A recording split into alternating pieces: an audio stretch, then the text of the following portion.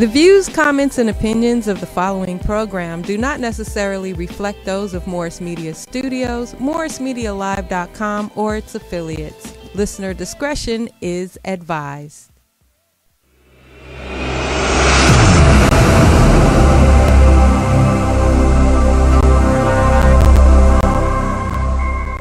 I like my green with crystals like Folgers, picking up momentum, rolling like boulders. They call me ice, but I'm really much colder. My rhymes is heavy like the weight on my shoulders.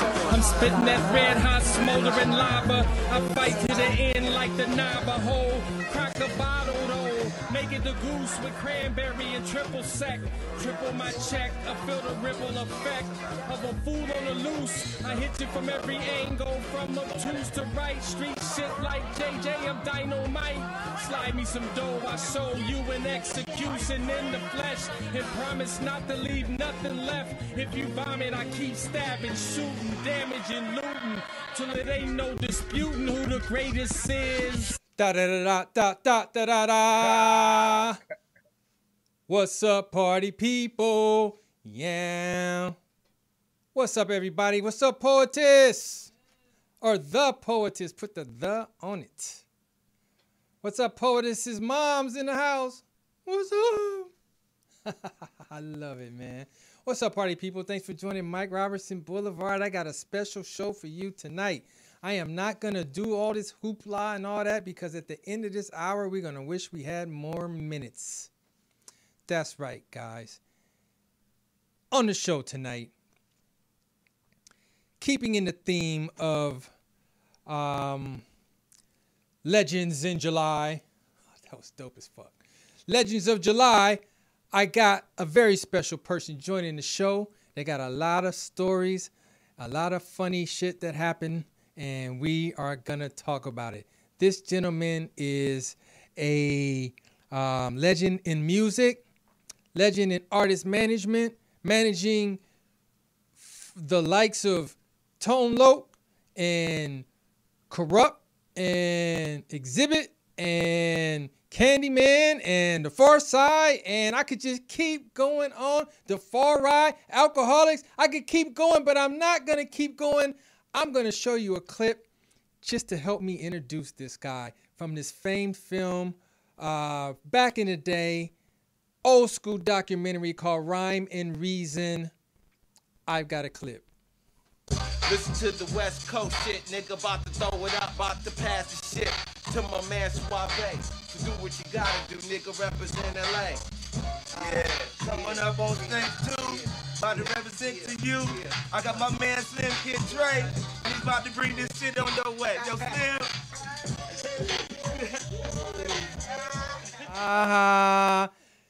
Give it up for my man Suave. Yeah. What's up? What's up? Damn, you brought back some memories right there, boy. You didn't know I was going to hit you with that, did you? Yeah, that reminded me. Hey, when I heard you rhyming on the beginning of the show, that took me back to the tour bus. We used to be rhyming on tour. You know it. And you used to jump in and keep it going. I'm like, my nigga Mike. That's right. Mike got some bars. You best not be rhyming around me, nigga. What you talking about? Nah, you hung with the best of them, Mike. It was all good. We had a good time on tour. Exactly, man. How you doing, bro? I'm good, man. I'm good, man. Trying to stay safe, brother. Dang, POTUS was just talking about how young everybody looks on that documentary, man. Where was that from? That was from Rhyme and Reason. And we was in my office in Beverly Hills, and we had just came off tour, and they was doing this, just interviewing everybody, and shit, man, that's a dope-ass documentary, actually. If you actually check it out, tell you a lot about the hip-hop history. It's a good one. Wait, hold on, man. I got you kind of clackling in my... Huh? Oh, really? Dang, Zoom got you crackling, man. Really? All right, here we go. We good? That's a little better. You just went right back to being loud again. Maybe you turned it up too loud. Oh, okay. Oh, okay. All right, we just almost got it. It's almost gone. Say one more thing. All right, what about now? Yeah, that's good. That's good. I just won't get so hyped the next time. You know how I get, Mike. Damn, well, we gonna talk about it. Man, oh man, this pandemic is crazy, Mike. I know, man. You keeping your distance or what? Oh yeah, man. I'm trying to, brother. I'm saying only time I really get out is to ride my bike with my daughter. We go to the beach and we ride for like I'll say what, 8 miles up, 8 miles, like 16 miles, give like 16 miles in and head back to the house. Hey, Suave, you gotta turn it down like a little more, man, I think. All right. Oh, it ain't Cool? you. Oh, it ain't you. It ain't you. Okay. So man, oh, you've been riding your bike. Yeah, as much as I can. Oh, okay. I feel you. Trying to get some exercise in, trying not to blow up. Dang, you be holding your breath when you walk by people? Oh yeah, but on the bike, we just zooming by. We don't really stop. We just keep going to our destination, drink some water, turn around, and head back. Oh, okay. Oh, man. I love it, bro. I love it. Well, man, let's talk about this, man, because like I said, man, I've been having LA legends on, man, this month, man. I had my man LA Kev on last week. I don't know if you saw that. There. Huh? That's my boy right there. What's up, Kev? I know you watching. LA Kev. I had General Lee on a couple weeks back. My other boy right there. Yep. That's one of the DJs from my up-and-coming wedding. Yep. And then also had Dan and Green on. Damn. And I missed that one. Yep. And I had my old school from the graffiti legend game Quad 39, man. So you just closing out the month. Yeah. This is a great month for you. Yeah. So let's talk about it, man, because Suave, you've done so much, man. I just want to just start digging into this shit, man. Right? Now, where would you just say the beginning of it came from you starting off in music? It's like before you even became an adult, right? Like it's in your family, it right? Started when I was a kid because I grew up at the Total Experience nightclub on Crenshaw. What you mean you grew up there? Lonnie Simmons, he was the owner of Total Experience Records. And this artist was the gift around the corner in Windsor Hills. So I used to be there, go there, clean up at the end of the night, come up a couple of hundred, couple of nice diamond watches and all that. Every night, I used to see it all. Really? Nita Baker before she blew up, all that. DJ Rogers. Damn, Nita Baker before she blew up? Oh, yeah, she used to be there performing. Everybody came to the Total. Man, the Total Experience, the Total Experience is legendary, man. I remember my aunties man. That's my and family. You know, my uncle owned that, so it was like I had carte blanche there. Your uncle owned it. Your uncle was Lonnie Simmons. Lonnie Simmons, and he passed away about a year or two ago. Rest in peace, my aunt. Dang, really? Oh man, rest in peace, man. Dang, so tell me about these groups that used to come through there. They were all up-and-coming groups at the time? Oh, yeah, man. This is the beginning with Lakeside, all of them, man. Rolls Royce, everybody used to come through here, man, perform. Total Experience was a spot back in the day. That was like, you know, the Hollywood spot to go to for black people. Dang. Like Harlem Nights, how they had that club out there in, you know, New York and all that shit. Right. This was the Harlem Nights of L.A., of Hollywood. Man, I bet it was cracking. Oh my God, man. The things I came up on that I used to see was crazy. Dang. Okay, so let's talk about, so you said Lakeside. Yeah, and the Gap Band, I know them all. You know, Uncle Charlie Wilson, all of them. You know, I grew up with all of them. Went through all that shit that they went through with, you know, all the drugs and all that shit going in and out of it. I seen all that, man. I can't even talk about half the things I seen. Really? Oh my God, Mike. Now, they were on the label, actually? Yeah, Total Experience Records. Wow. Gap Band was big, bro. I mean, that was like the hottest shit at one point. Yeah. Wow. Yardboys and People was hot too back then. DJ Rogers, he was hot too. Wow. He had to pop it, man. We used to, man. Dang, that's when I started seeing the luxury of being in the music business. They was riding around in Rolls Royces, Porsches, all that kind of shit. Dang, back then? Yeah, and then they threw me in a movie that they made called Disco 9000 that I was in. Really? And I was going to St. John Elementary. It was the first time I went to Catholic school because Pops was making bank, so he tried to, you know, upgrade me and shit. And so the next thing you know, I was getting picked up for like 3 weeks straight in the limo from school going to my the actor in the damn movie because they had a part for me. Man, you talking about clowning, boy? I was off the hook. Really? Ah, you had a part. Oh yeah, I had a part. Disco 9000, man. That shit was crazy. Now, what years are we talking about right here? Ooh. 70s? Early? Yeah. This has got to be early 70s, right, or late? Yeah, nah. I say Rolls Royce and all that. That was like 75, right? 76. Something like that, man. I can't remember right now. Really? Can't remember right now. Nah. But then to actually getting into the music thing, you know, we was going to Uni High School, and Tone put a song out, you know, called I Got It Going On K-Day. And, you know, that shit did pretty good, and it was all good, and it was on the radio. We was popping and all that. And then we was at Derek Pickman's house. You know Derek Pickman, right? Of course. So he used to throw the dopest pool party because Derek knew all the girls. He knew everybody at St. Mary's, all that shit. So Derek's pool party was like official, you know what I'm saying? Right. So we all there. And Tone's there too. He's supposed to be shooting a video for his new song called Wild Thing. We all like, man, fuck that song. Like, man, the party's here. Tell them they want to shoot the video. Come here. This is Wild Thing going on right now.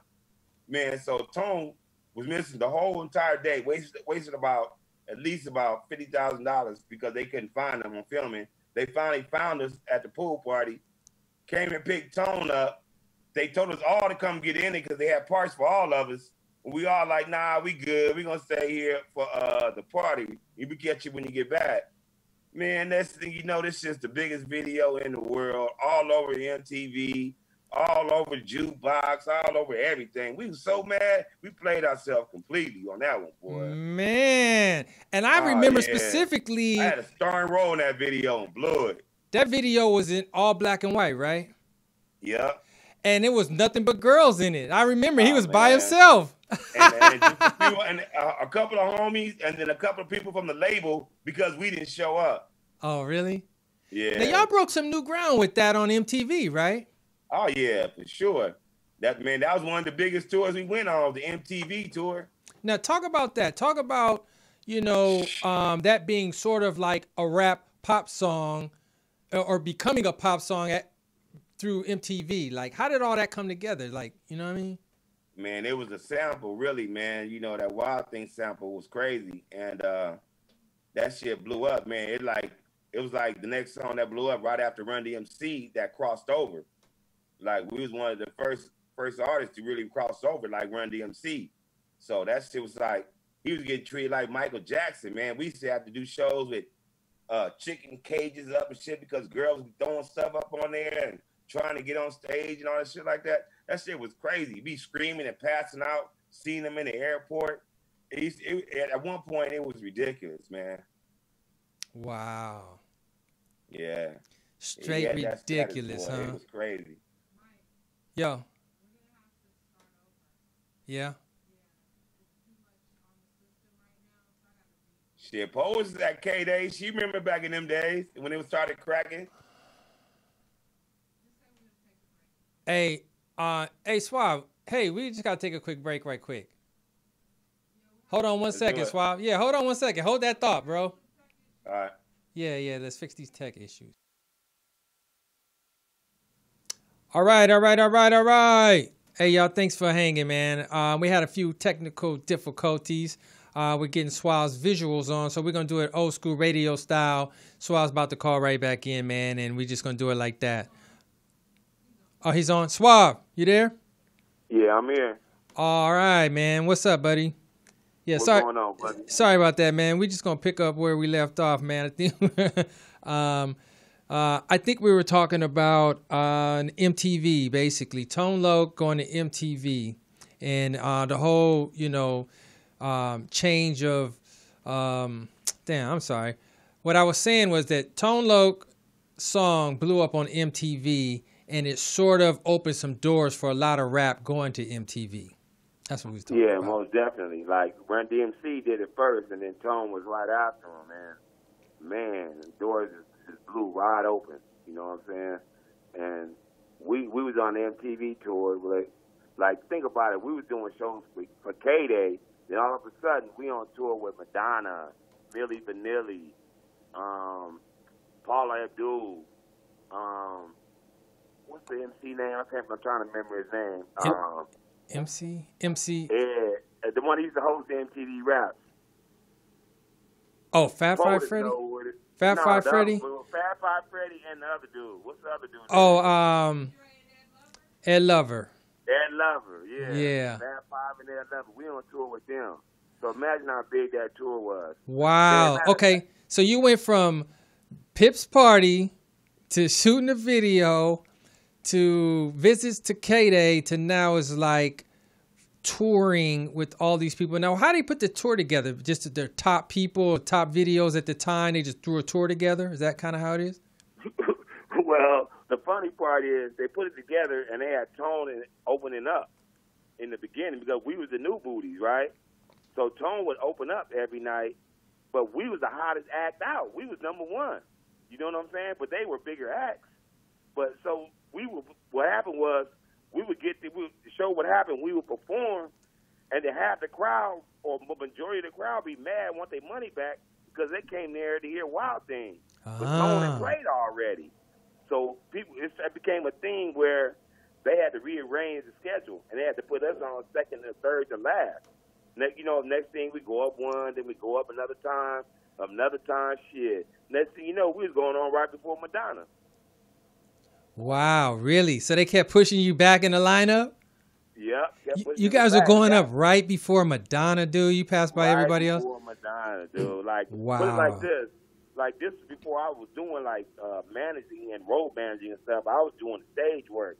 I was stage manager. So we was putting together, like, the magic thing Tone used to come off of, the Funky Cold Medina bottle. We used to put that together, take it off on stage and all that kind of shit. We was putting in work.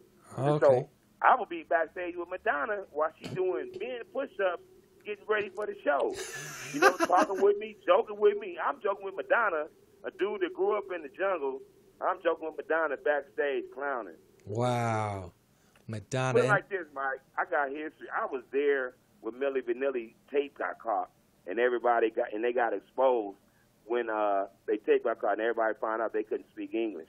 Whoa! You mean the scandal when they was lip singing? Yes, I was backstage right there, saw the shit go down live in person. Oh,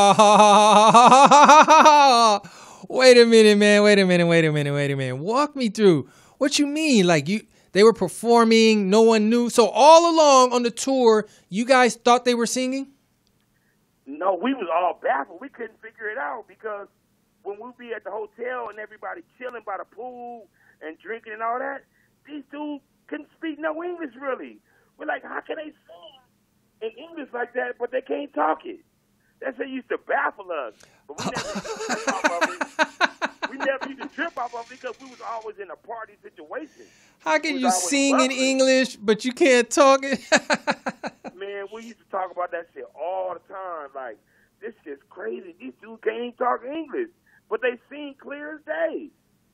Man, then that one day, man, that coach got caught. And that reel got caught that they was playing off of. Because back then, they was going off of reels. Man, that's just it. They tried to fix that shit, and they just started trying to talk. They couldn't talk over the crowd. They just had to look back and kept trying to dance and putting their hands up. You know what I'm saying? They couldn't even talk to the crowd, tell them, hold up, we'll be right back. They couldn't even do none of that shit. So all they had to do was run off stage and shit. That shit was funny as a mother. Wow. So in the moment, did you realize they were busted, or did you just hear it on the news and TV and all that? Well, it came out after the fact that they don't speak English, that they didn't actually record the song. It was recorded by somebody else. And we was like, that's how. Dang. That was the biggest highway robbery in the world. They was getting a grip every night. I bet. And they only had a couple songs, right? Oh, man, them dudes was big. You talking about passing out and going out over Tone. Man, they used to go crazy over Milli Vanilli. Wow. Wow. That's crazy, bro. Nah, not crazier than when we was in Australia and we did a show with Led Zeppelin. Really? Led Zeppelin? And Guns N' Roses. What? Imagine that. How big are those crowds? Man, we was at the what's it called? The Astrodome. Shit was crazy. Man, we got there. When we got to the hotel, the difference between rap and rock and roll, man, it was girls at the hotel sleep 2 nights before, just sleep all around the hotel, waiting on the artist to arrive. That shit unbelievable. Sleep. Sleep. Like you sleeping out to like get in the Target on Black Friday. Yeah. Camped out. Hey, you got to talk on the phone, Suave. You got to talk on the phone. Oh, okay. 10 the whole 9. Hoping to get chosen to get picked to go upstairs. Chosen. Oh, Lord. Yeah, wow, crazy. That was crazy. Now, where did you guys go? Just basically all over the world on that, right? Oh, yeah, everywhere. We tripped every city in Australia. Really? Sydney, Melbourne, Adelaide. I mean, you name it, Perth. So, all of them. So how did you go from, kind of like stage managing, basically just helping out, to actually being the manager? Well, Tone's manager, road manager name was Steve, and he was actually Madonna's road manager. And so he had the double duty all the time when we was on tour. So he was like, hey, Suave, I'm going to train you to be a road manager so you can know what's going on. So maybe you could take over for me one day with Tone or help out. I'm like, cool, because I want to make more money anyway. Right. So he started training me and giving me duties and shit, like, as road manager duties and stuff like that. Started putting me in charge of the bus and then put me in charge of the hotel check-ins and stuff like that. Started putting me in charge of the sound checks and all that other kind of stuff. Then next thing you know, people was contacting me direct and booking shows directly with me with Tone. So I even ended up taking over the management with Tone from a guy named Marty, who also schooled me in the game. Marty was schooled. Oh, okay. Okay, so it was just like a natural progression. Like you'd already the homie, but you take an initiative. Yeah, well, really, my father pushed me to take the initiative. Because we used to come home off tour, clowning and this and that with a million stories and girls, this and that. And my father hit me with some real every time. How much money you got in your pocket? Wait, what'd you say? Suave, yeah. I couldn't hear you. What'd you say? Your father said what? I said my father would hit me with the real, like how much money you got in your pocket. I don't care that all the hoes and this and that. He's like, how much money you got in your pocket? Right. I'm like, I'm straight, Pops. I'm straight. He's like, what's straight? I want to know. And I used to be like, I know it ain't no time money, but I'm coming home just crying, just trying to talk about it, and it just made me think like, shit, I need to do something else. I need to get behind the scenes and all that, even more and learn more and take this shit serious. This is an opportunity for me. So from that, I started doing that. And then at the time, that's how I started managing other groups, because when I started handling responsibilities and taking the group out by myself that they were booking all that, Candyman was a dancer for Tone. Mm. And so when Candyman put his single out, he was already used to me handling them, taking them on tour and being in charge of everything. So as soon as his shit started popping, he hired me as a road manager. Then me and Candy was out doing everything. I ended up managing Candy. Oh, okay. And then so from managing Candy, we was driving, going to a photo shoot or some shit like that. I run into Pharcyde. They just put out a new single called Your Mama.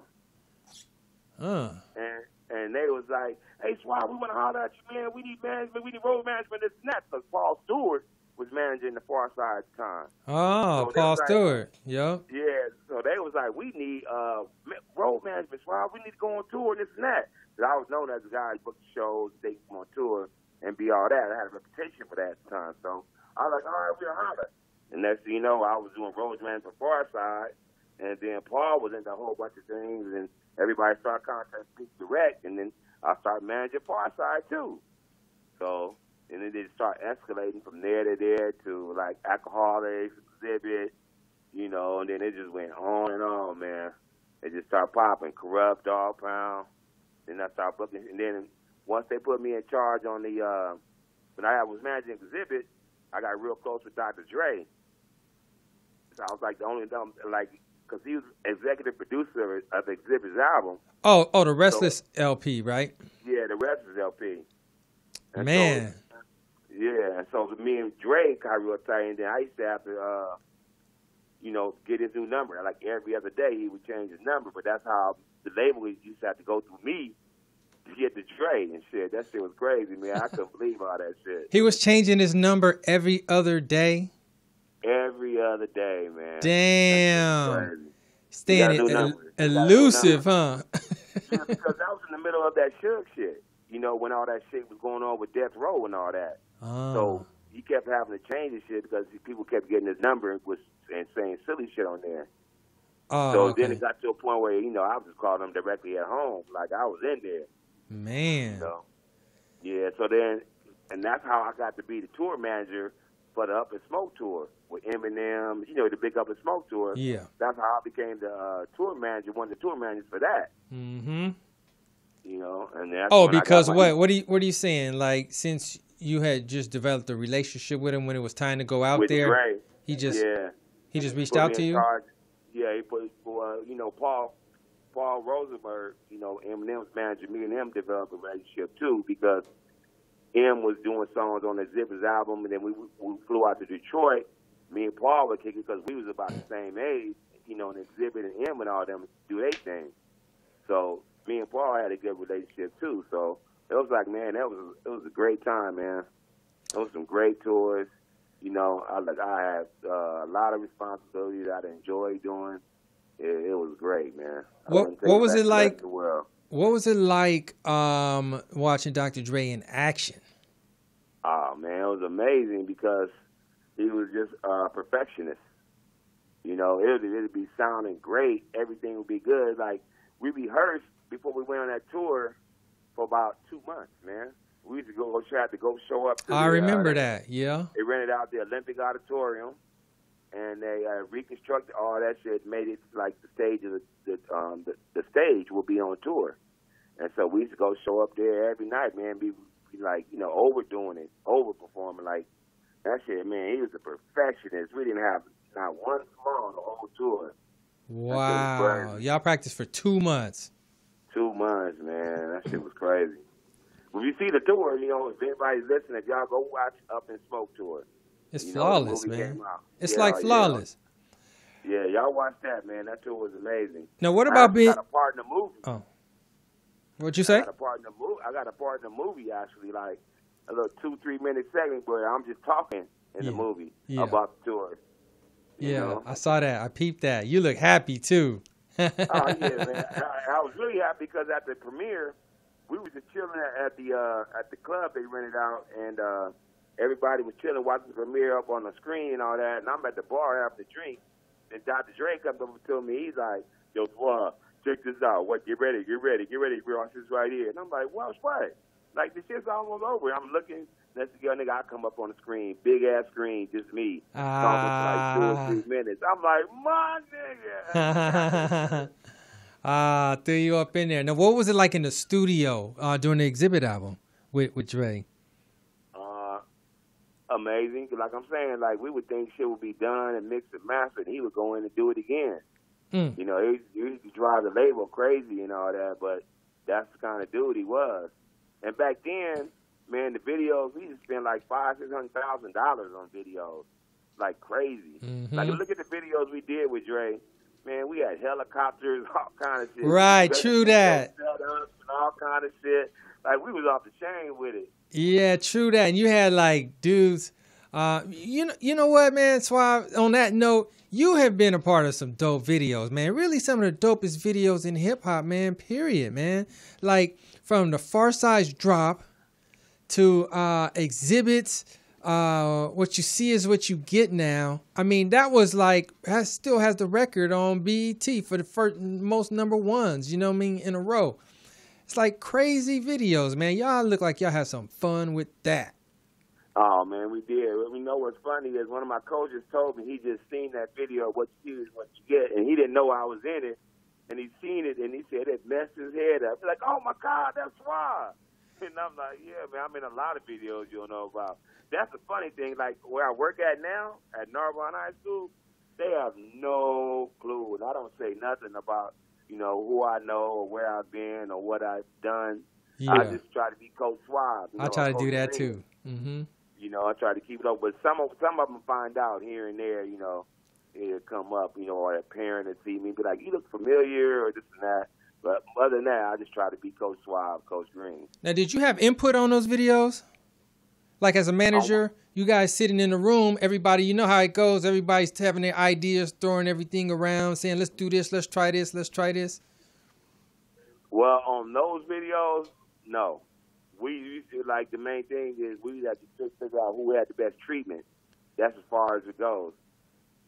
And Really? then as far as the video, that would be strictly the director, and then the Pharcyde or exhibit would have the input. But all those the big videos that we done with Pharcyde and you know, Block and all them and all that, that's all their vision. True. Directors, they credit. Oh, right. Absolutely. The one with Pharrell, though, with Alcoholics, he had a lot to do with that video, I think, kind of. Oh, Pharrell? Pharrell had something to do with that one. Yeah, he had a lot to do with the whole thing. Man, that was some fun, man. The Alcoholics Best You Can video, man. We were on, what is that, Universal lot? In the same house that they used in Animal House to shoot that video, bro. Yeah. The same house. You remember you was right there, I was Mike? Right there, baby. And look, man, it was like, you know how like when you shoot a video, how they do it like 100 times and shit or whatever? It was literally like a party all day and night long because it just had to keep going again and like, da-da, da-da, da-da. That shit was live. Yeah. Hey, man, a lot of people don't know, Mike. You used to road manager me when I couldn't go out on the road, man. You did a hell of a job, brother. I really appreciate what you did for me, man. Man, I appreciate what you did for me. Guess what? My first tour activities is with you, bro. I bet you don't remember what the first tour was. No, I don't. You don't remember. It was the Underdog tour. Oh! With Five Dog, Five Dog, X, and Pharcyde. And Pharcyde. Man, and that was my tour I put together. Like, you got Suave in the phone, man. I can't hear you. I can't hear you. You must be walking around. My tour I put together all by myself. Oh yeah. I give Lance some credit too. I got to give her credit. Yeah. Yep, and I was the sponsor.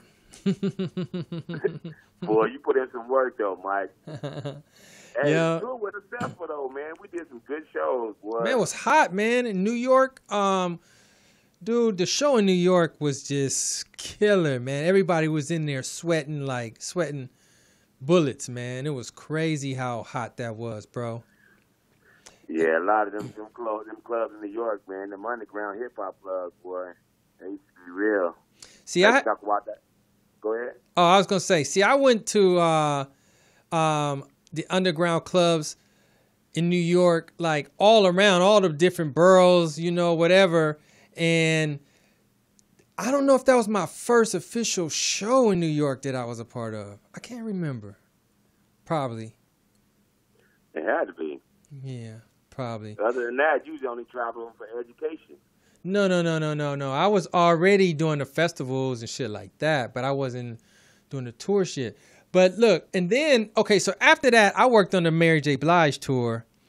And oh, yeah, that's right.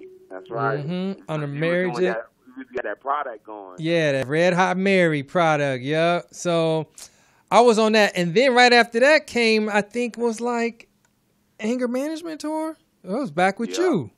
Yeah. I can't even remember. They all go together. What's up? Hey, thanks to you, I put my first celebrity basketball game together. Hey, how about that? Man, that basketball game was cracking, man. We had dunk contests. Yeah. We had the 3-point shootout, man. Everything was cracking. That shit was popping. Big Boy was our host. Right. Yeah, Big Boy and Fuzzy. Big Boy. That was hot, man. So you was a part of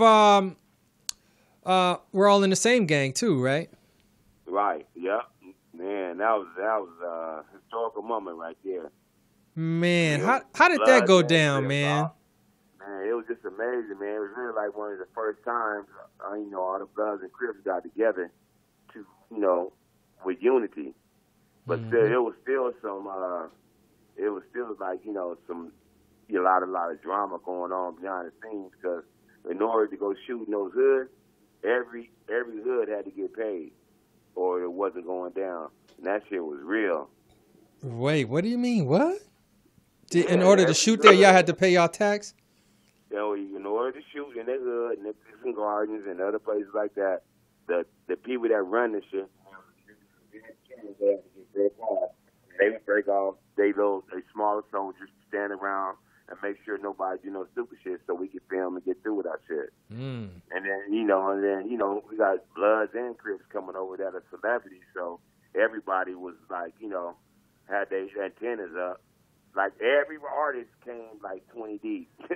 Really? To shoot their part. Every artist, that shit was crazy. Ah, y'all came ready, huh? Oh, man, West Side Tribe, we was deep. We had about 30 of us.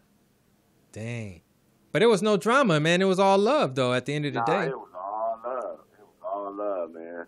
Everything was cool. We're all in the same gang, man. That was, to me, that's what's so monumental about that is what you just said. It's like getting Crips and Bloods together. What? All on the same song? All in the same video in the Nickerson Gardens? Like, what? That was like just to show the world that we could be about this piece, man. You know what I mean? Yeah, I thought it was going to be the start of it, but, you know, unfortunately, you know, it didn't last too long. Really? I know. I mean, you well. You know, I used to be on. It used to be on back then just off wearing a color or shoestrings or shoe stripe. Right. Like now you can wear anything. Like these kids nowadays have no clue how it used to be. Right. Yeah, shoestring, bro. One shoestring, a zipper and shit. Like, nigga, what's up with the zipper? It's be popping. Yeah. Man. And so there's so many, you know, things you were a part of. The Dogg Pound, Corrupt, and Daz. I was on the Dogg Pound tour with you. Yeah, I had many tours with Corrupt. We've been all over the world. Actually, one of my highlights was backing up Corrupt in Japan because Daz couldn't get over because of his passport. Really? So it was a Dogg Pound tour that it was me, Corrupt was supposed to be Daz, Big Boy, Fuzzy, and E-Man. This is when Big Boy was at Power 106. So everybody went over without Daz anyway. Like, fuck it, we just say Corrupt. And Corrupt just bust. You know what I'm saying? Because Corrupt had a million hits by himself. Right. So we did that, kept it going and shit. And then the first night went on, we was like, Big was like, man, do Nate's part, Suave. I'm like, fuck it, I got it. You know, we were up with all these Japanese, nobody know us and shit. We like, fuck it, that's his clown. Wait a minute. Stop right there. He said, do Nate Dogg's parts, nobody's gonna know the difference. Yeah. Hold up. That shit too, killed it. Man, give me a sample, man. Nah. Come on, man. Hold up. Yeah. Hey, nigga, I had that shit down. But then, I ain't finished. I was feeling myself so much because the crowd was screaming and going crazy. I pulled my shirt off. It was so hot. Oh, Lord. I was all into it. And let you know, I knew Daz's part. So I was already ad-libbing with Corrupt on his verses like I was Daz. I knew every ad-lib, you know what I'm saying, coming in on him. So he didn't skip a beat. And then when Daz's verse came up, I just kept going. And then everybody was like, oh, shit. And we just finished the whole show. Man. And Big Boy got it on tape somewhere, too, man. He said, man, that's classic right there, bro. He was like, that shit was awesome. Wow, man. You was feeling yourself. All the way. In Japan. Really feeling myself. Dang, bro. You really took your shirt off? Man, and got on a bullet train the next day to go to another city. Going like damn near 200 miles per hour on the train. Man, explain how the day goes on tour, man. You know how, like, it starts early in the morning, dude, to the end of the night, and you just do it all over again. Walk me through the morning, man. What happens in the beginning? Morning is I have to wake up an hour before everybody else. Go ahead, get the bus driver up, load up my stuff, load up the equipment stuff. I mean, I have the equipment guy load up the equipment stuff. Then I got to get, I already got a wake-up call scheduled for all the artists. And then, if they don't get up, I got a key to every artist, got to go to their room, get them up. You know what I'm saying? And then we got a certain time we need to be out because it takes a certain amount of hours to get to the next city. Mm-hmm. We don't know. We got to go to toll booths, got to stop and get gas, all that. So we got to do all that. And then, on certain mornings, we got to pass out per diem. They got to sign receipts. It's a full day of shit. And then while we ride on the bus, you got to call in advance, make sure the hotels is ready, make sure the transportation is ready, take you to the sound check and all that. Then you got to go over the dressing room requirements to make sure they got everything straight in the dressing room for the artist so you don't go through that drama when you get there, because that's very important. That'll save you a lot of drama if you got everything the artist wants when they get to their dressing room. Now, some artists are tripping with the things they want, man. Explain that. Oh, man, very petty and very particular. That is very important to have them satisfied in order for them to get a good show. So that's why you already have a pre-written on the paper when you advance a sheet for the dressing room. Like when we was overseas, all my guys smoked weed, so I had that as one of the requirements. Every city we went to in Germany and everywhere. You know what I'm saying? Hamburg, anywhere we went. One of the things on there that I would have on paper is to have a quarter of weed or something, so we don't have to go out, search for weed, look for weed and all that. It'll be supplied by the promoter. Because you got to have it. Old Blucher. Wow. The first time I went on a tour, man, I tripped off of the, the rider information. I mean, the stuff on the rider, which is, the artist request. I went into the dressing room, and you see chicken, sandwich spread, certain drinks, Hennessy, beer, Red Bulls, all this, right? All these items, right? And then, so whatever, that's normal shit. And in the next city, you see the same exact items.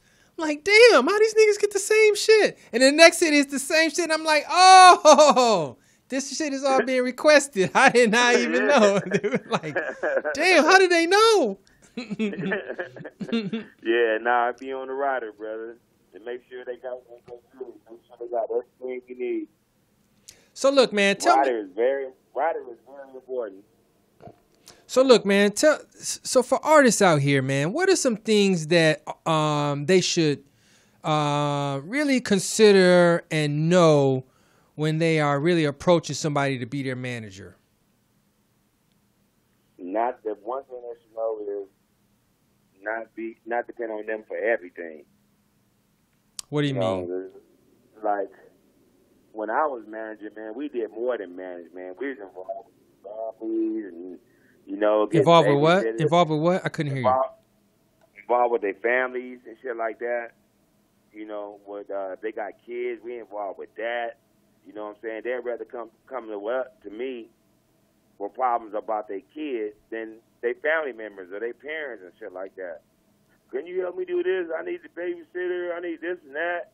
It used to be crazy, man. All personal problems, they all come to us. So. Your recommendations is on how not to ruin your life and shit, huh? Man, I can't even tell you half the shit I used to go through, man. It's crazy. But one thing out of that, like I built good relationship with the artists' families, that I still have to this day. Right. So that's one good thing about it. Like seeing them growing up now is awesome. They all remember, all the things I used to do for them, and they really appreciate that. So it's kind of rewarding in the end. Well, one thing I like to tell people, man, because, first thing someone says is, I need a manager. Will you manage me? That type of thing. I think that people don't realize, you got to get some shit to manage. Exactly. You ain't got shit to manage. If you ain't got nothing going on and you're not doing anything and you have no songs and you ain't on tour and you're not shooting videos and you're not doing rehearsals and really living a life, you have nothing to manage. So you don't need a manager. You just need a friend to help you out. You need a helper and shit. A manager is somebody that's going to be pushing your career forward in real transactions, really developing who you are and your image and all that. And nowadays, labels are not in it developing artists. Like the A&R position, I don't even know if that exists anymore, because A&R used to actually like help, you know, create the artist and make the artist be the best they can be. Now they want you to have this shit already popping. Mm-hmm. You know, and then with that being said, a lot of artists are not really going to labels because their shit's already popping without the label. What do they need the label for?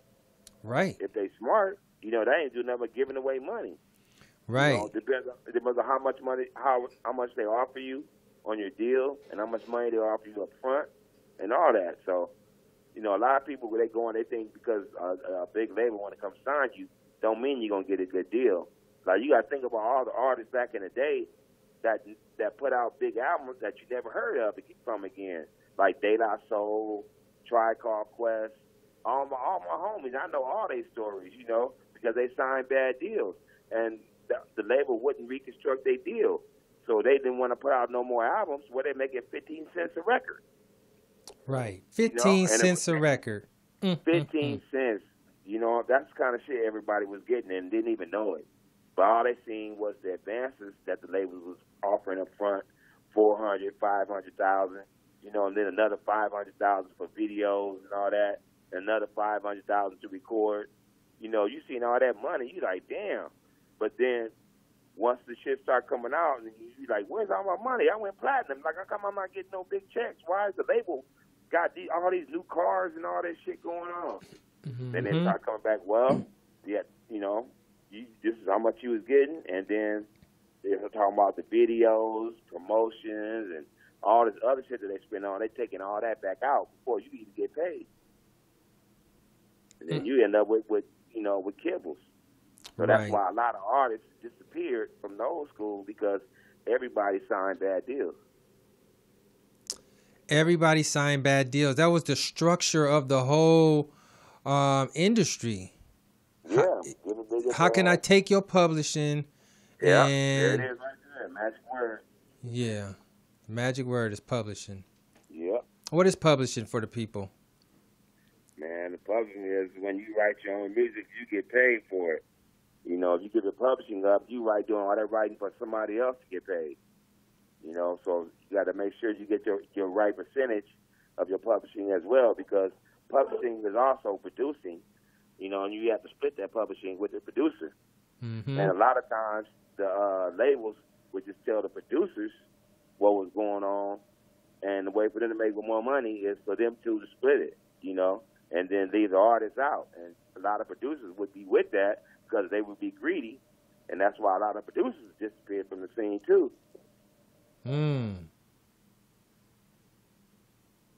So yeah, man, a lot went on, man. A lot of learning, a lot of shit. Everybody didn't know what was going on behind the scenes, but everybody eventually caught up and started getting smart. And what woke everybody up was Master P. How so? No Limit Records, because that's when it started getting to everybody's head that you should be owning your own publishing. You do this yourself. Mm-hmm. You know, you don't need them for everything. Well, in addition to publishing, though, he was owning the masters. The masters, everything. Yeah, everything. Mm-hmm, mm-hmm. He started off with just talking about owning your own publishing, you know. And then once you start, you know, you start bringing in the game of owning your own masters, that changed the game completely. Right. Then the internet just really 360 the game.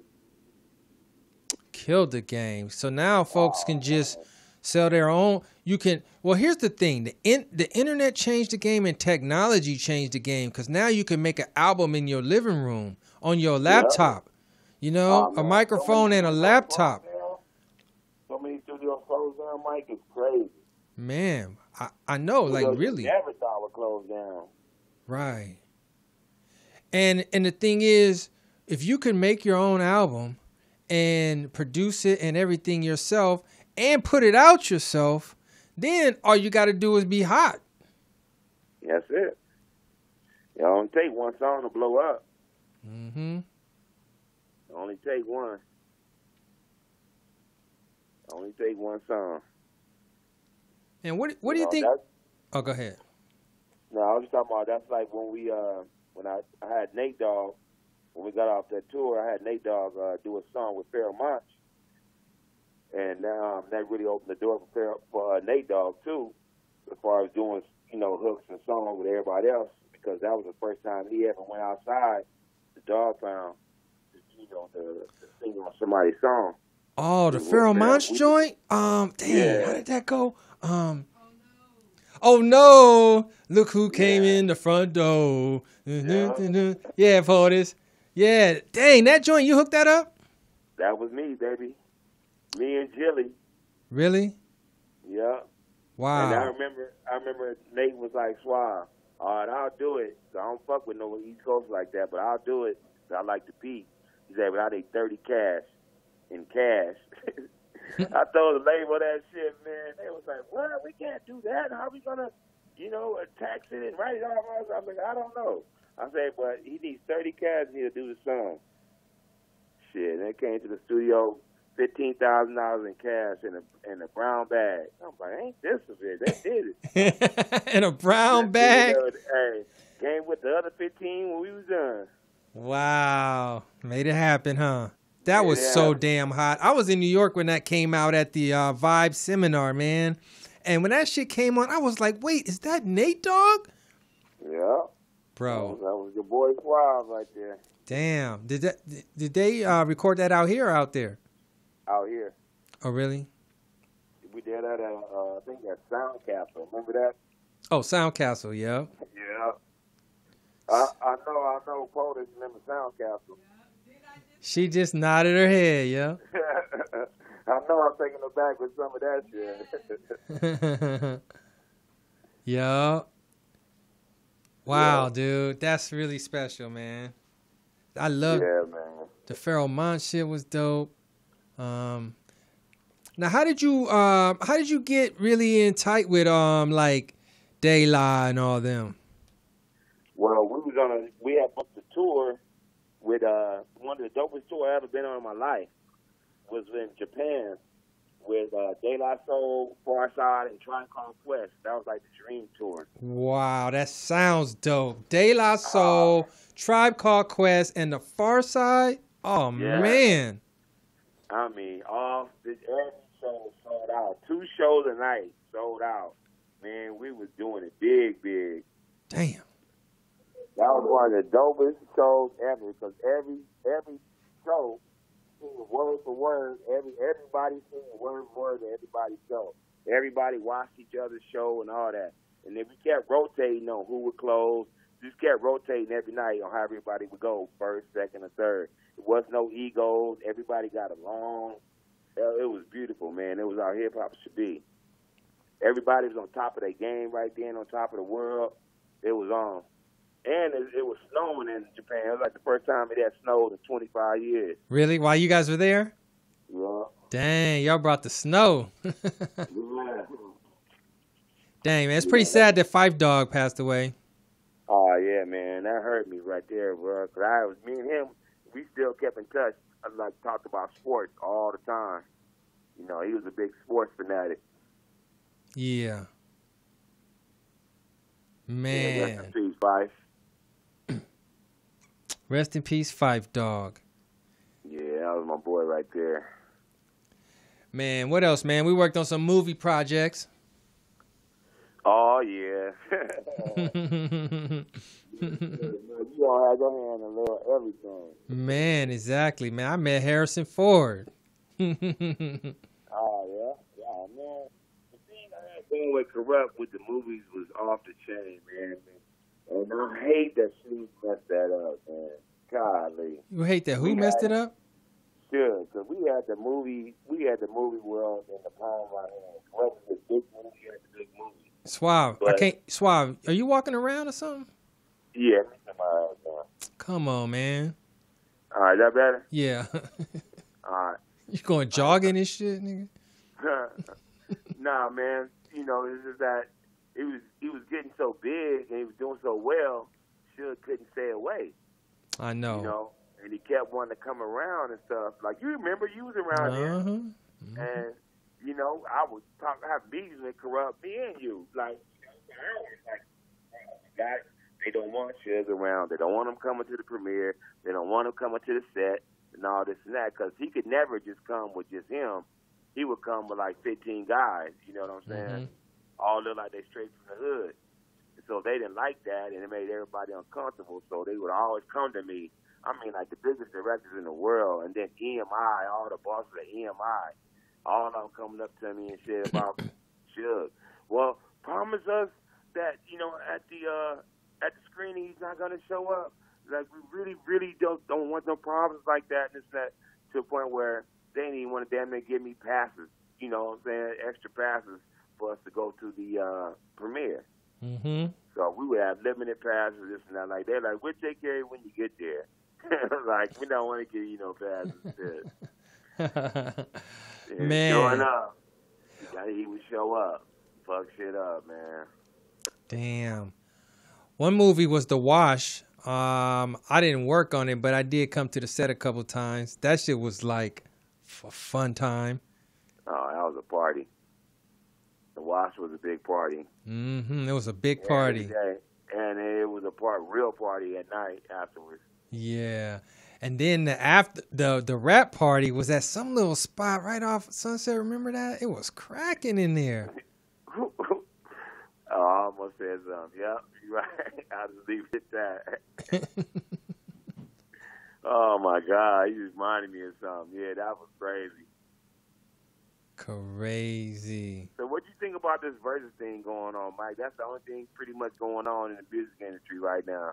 What do you think about it? I like it, man, because shit, man, that's what it's all about, man. Let's battle. Okay, so my favorite one was Erykah Badu and Jill Scott. That was my favorite one. That was your favorite one? Man, I left that thing feeling like inspired and stuff, man. It was, I don't know what it was about it, bro. I liked it, man. It was good. It was tight, but it wasn't, man, that wasn't even better than the Snoop one. Hey, man, it's my favorite, man. What you talking about? Now, Snoop one is number 2.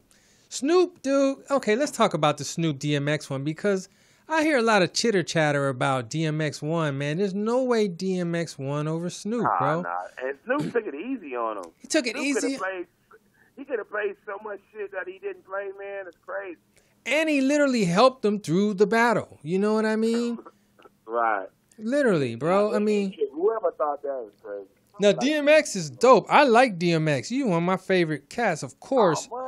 But just showing up to the battle to get down, man, he, you know, it was no take. What you say, man? Definitely won, man. But it wasn't even like Snoop could have played so much stuff he didn't play.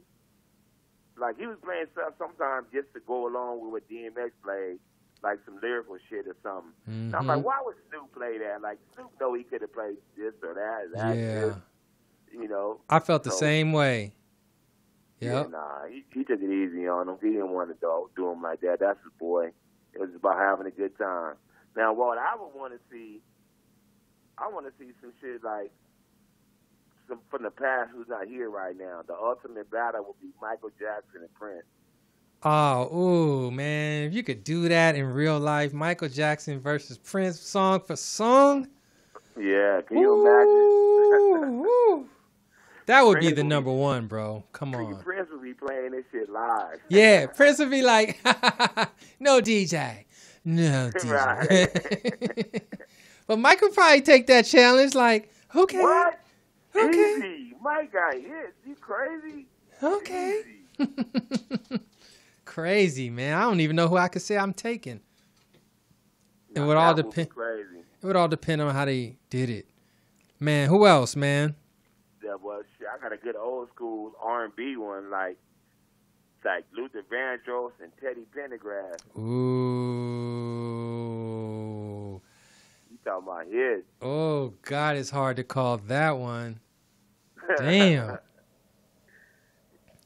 You can't imagine Luther and Teddy? Oh my God. Man. The Whispers and Isley Brothers. Oh, Porter said Luther and Freddie Jackson. They were real rivals. Oh, they had some beef?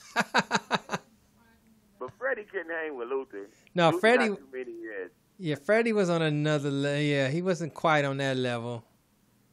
Yeah. Damn. What about some rap stuff, man? You heard of anything coming up for verses? They got 2 Chainz and Rick Ross coming up next week. What? Yeah. Where you hear that? That's next week. That's coming up. Or this week. Oh, I ain't seen a. You put that up yesterday. Rick 2 Ross and 2 Chainz. 2 Chainz and Rick Ross. I'm Yeah. picking 2 Chainz. I'm picking 2 Chainz. What you say, Suave? You picking? So both of them have 20 songs? I don't 20 know. hits? I don't know 20 from either one. That's what I'm saying. I'm like, I think it's too early for them kind of guys. We haven't even done LL yet. I don't Ice know. Cube. I don't know any Rick Ross songs other than "Everybody Hustling, Hustling, Hustling." Oh, no, he got but a lot of them are features. I'm just saying I don't know him. Who you think can hang with LL? LL's got to be somebody major. Yeah, now KRS is talking shit about LL right now. Have you seen that? KRS sounds stupid. Like, it's not a lyrical thing. We talking about hits. KRS ain't got 20 hits everybody knows. KRS got some 20 hits joints. hip-hop heads know. KRS got some joints, man. You tripping. He do, but he don't have 20 joints like LL. He don't have 20 hits. LL be like, doing it well. Oh, man, LL got, man. Episode in my Jeep. I'm bad. Come on, man. All types of shit. Oh, that would be a good one. LL's not to be played with. But KRS won, bro. I don't know, man. I can't just call it easily like that. Yes, you can. Nah. KRS don't have 20 hits like LL. So KRS got 20 lyrical songs that's dope, but he ain't got no hits like that, like LL. Unless he gonna throw in some Scott LaRock too. Yeah, you got to. Yeah, that's the group, nigga. What you talking about? Yeah, it's BDP, bro. That's what I'm talking about. They got 3 out. Well, really 1 Scott LaRock album, but 3 BDP albums. It was pretty fire. I don't know. I say. Now you could throw Big Daddy Kane in that mix. So 20 songs. Big Daddy Kane got hits, but 20 bangers. You gotta think about it. They gotta have 20 hits.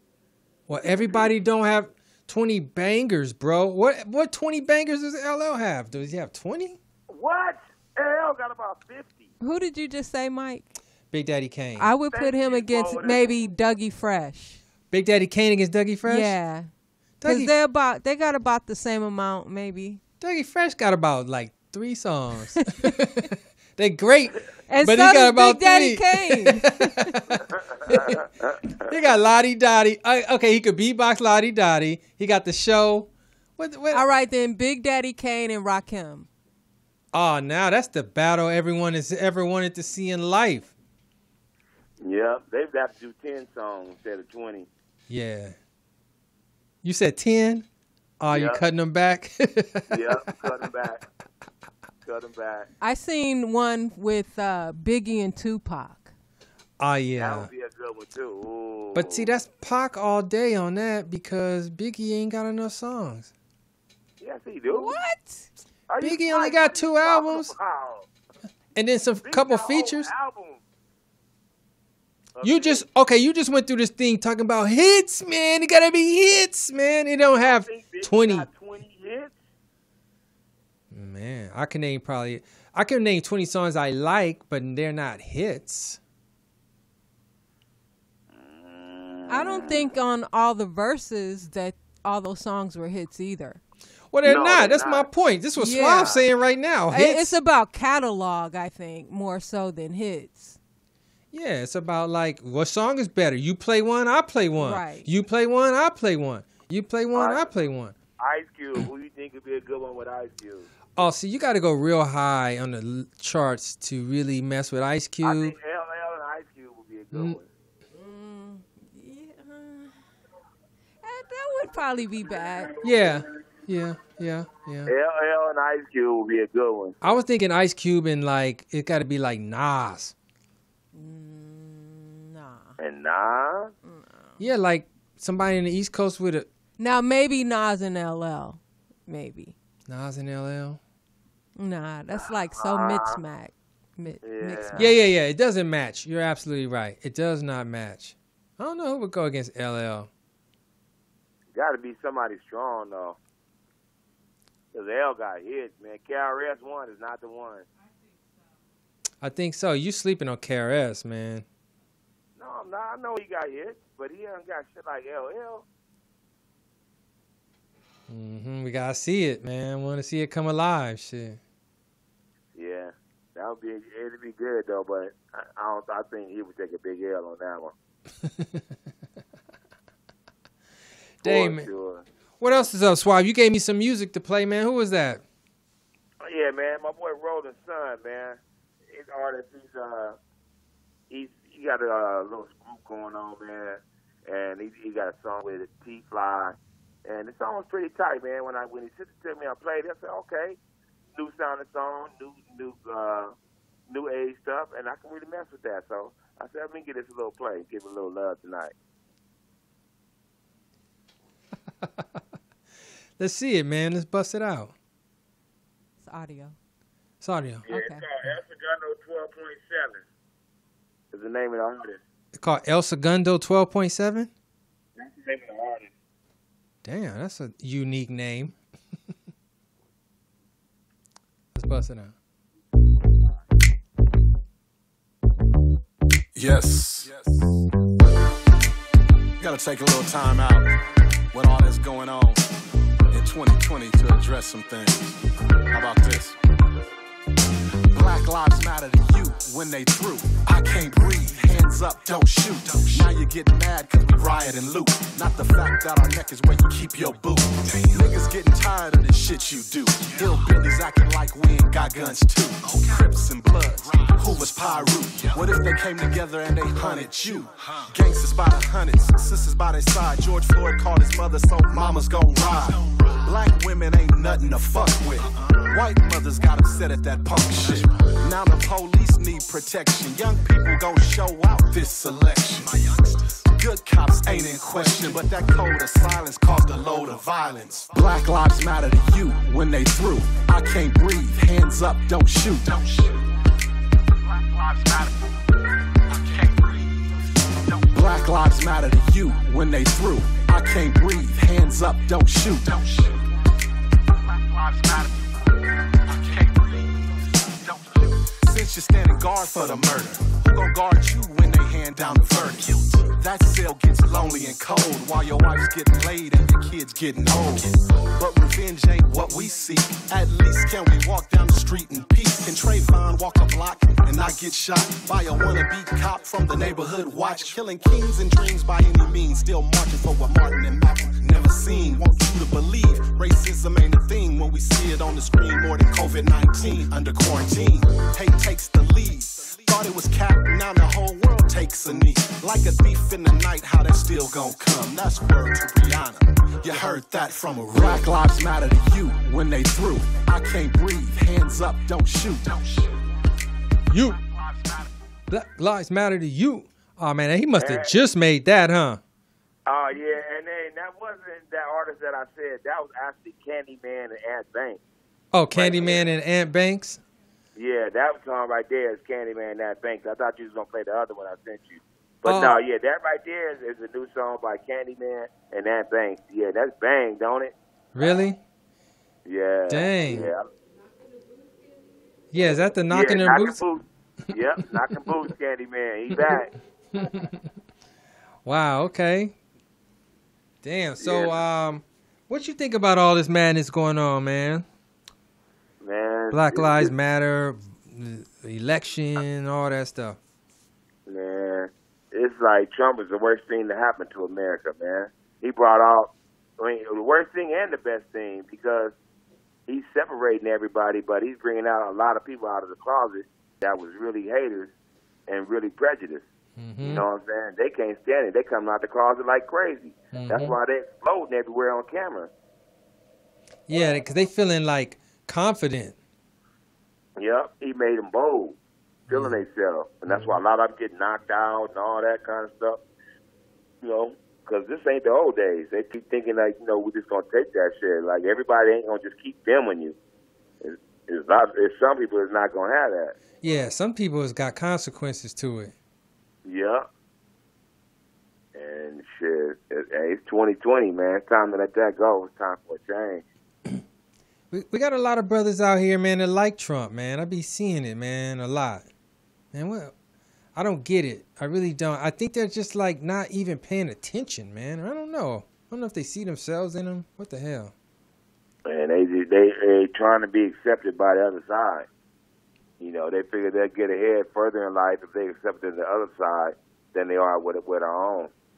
Yeah. And that's the honest God truth. Like that comedian you had up there selling his soul, you know, talking about Trump and all them. He knows what the hell is going on. He know what he doing. He's just doing that shit for attention.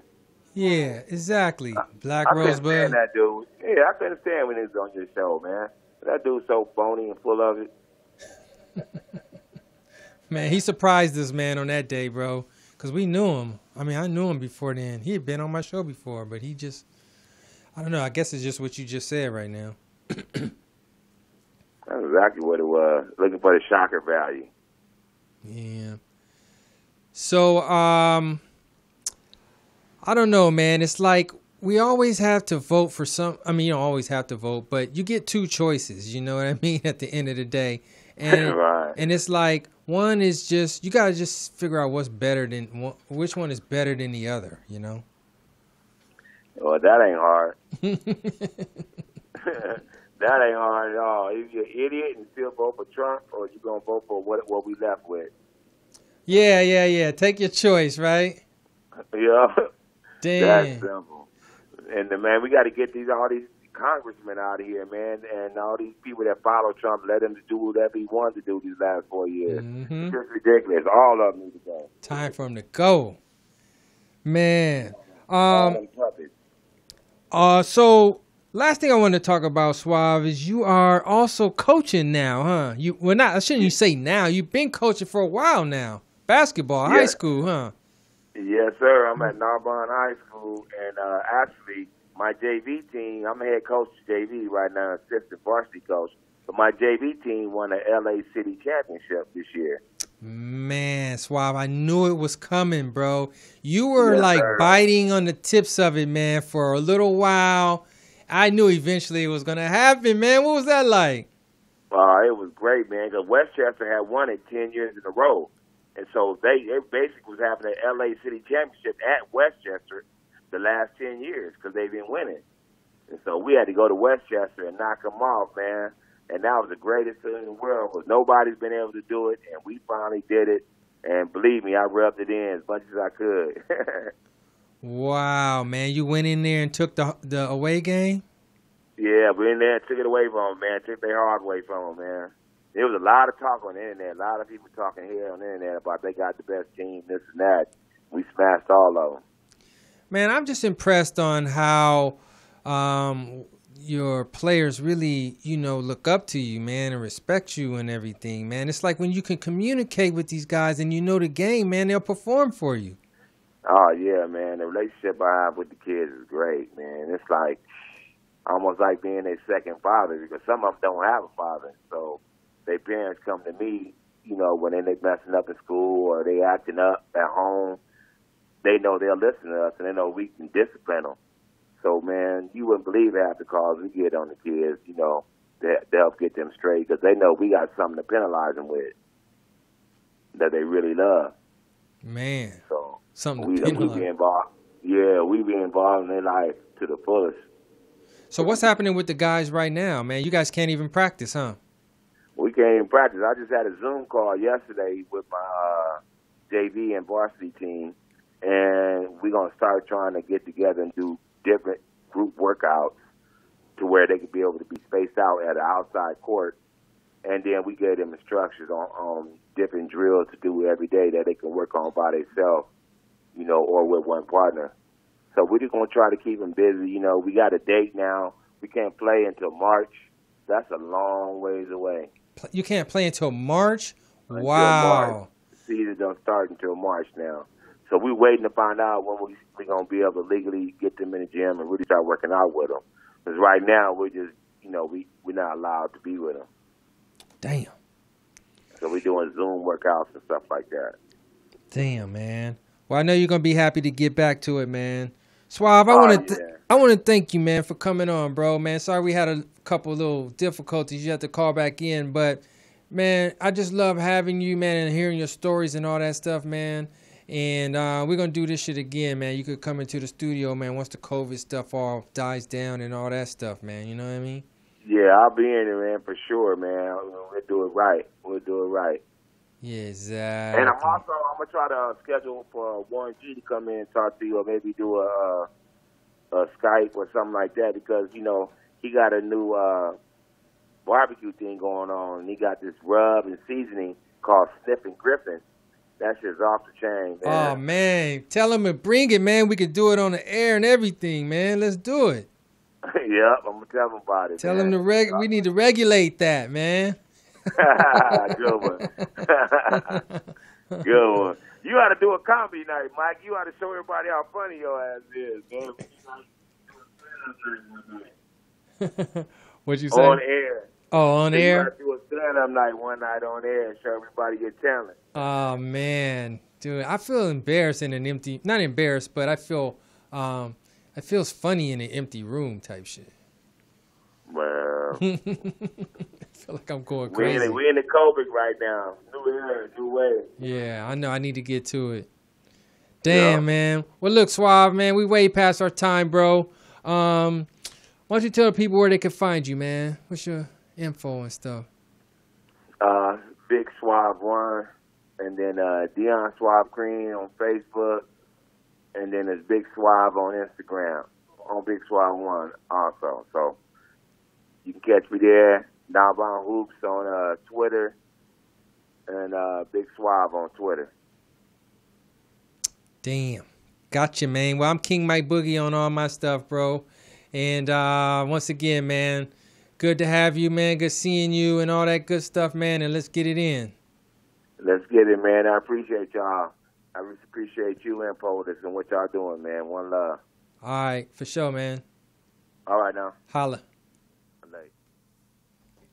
All right, y'all. That's my man Suave right there, man. We're going to get with y'all later, man. Catch y'all next week.